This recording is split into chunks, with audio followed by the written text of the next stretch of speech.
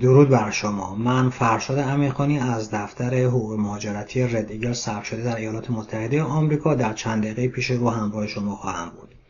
این ویدیو مربوط به فراخوان و یا دعوت برای شرکت جستن در یک شکایت گروهی برای متقاضیان ویزاهای مهاجرتی خانوادگی به ایالات متحده آمریکا تهیه شده است.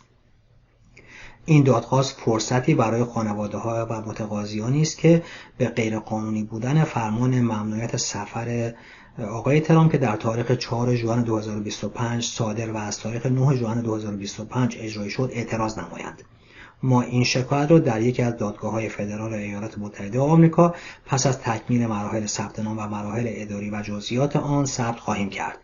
تاریخ‌های مهمی که باید به آن اشاره داده شود به این شرح است: آخرین مهلت شرکت در این شکایت جمعه 15 اوت سال 2025 ساعت 11:59 شب به وقت ساحل غربی آمریکا تعیین شده است. تاریخ ثبت رسمی این شکایت جمعه 29 اوت سال 2025 مقرر شده است.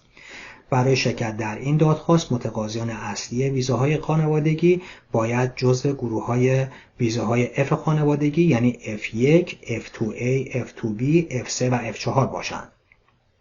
بر اساس ویزا بولتن ماه اوت باید که شماره پرونده آنها و یا تاریخ اولویت آنها جاری و یا کارنت شده باشند. فرم‌های DS-260 آنها تکمیل و ثبت شده باشد و همچنین که تابعیت و یا شهروندی یکی از کشورهای مشمول این ممنوعیت بوده باشند.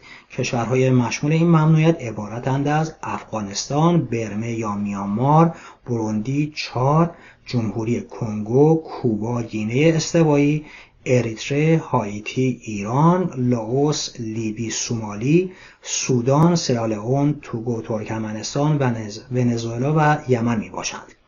نکات مهم دیگری که باید به آن اشاره داده شود به این شرح است: ما این دادخواست گروهی را پیگیری خواهیم کرد چون به حق شما برای رسیدن به یک نتیجه عادلانه باور داریم و با تمام توان از شما دفاع خواهیم کرد.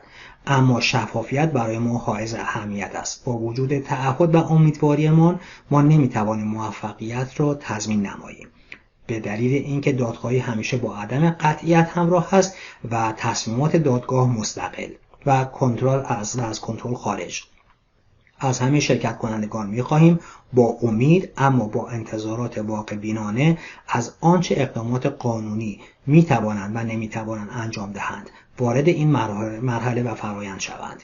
همچنین مهم است شرکت کنندگان بدانند که روند دادخواهی زمانبر است.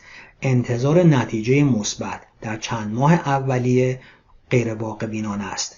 اغلب دعاوی حقوقی علیه سیاست‌های دولتی ممکن است 1 سال و حتی بیشتر به طول بیانجامد. هزینه شرکت در این دادخواست یا شکایت به این شرح است: هزینه وکالت برای شرکت در این دادخواست به عنوان شاکی مبلغ $1000 آمریکا خواهد بود. این مبلغ شامل هزینه تمام افراد وابسته، همسر و فرزندان بدون در نظر گرفتن تعداد اعضای خانواده می باشد. برای توضیح به این مطلب اشاره می کنم، یعنی اینکه هر پرونده فقط فرد اصلی این هزینه رو پرداخت خواهد کرد و افراد زیر مجموعه شامل هزینه نخواهد بود. این هزینه باید پیش از شروع وکالت یعنی در هنگام قرارداد پرداخت شود و امکان پرداخت قسطی، معوق یا اقساطی برای این دادخواست وجود ندارد. نحوه شرکت در این شکایت کاملا به صورت اتوماسیون و خودکار خواهد بود. برای شروع به لینکی که در پایین آمده و یا به زودی در اختیار شما قرار خواهد گرفت مراجعه کنید. اگر سوالی در مورد روند ثبت نام دارید با ما تماس بگیرید. از همراهی شما بی نهایت سپاسگزاریم.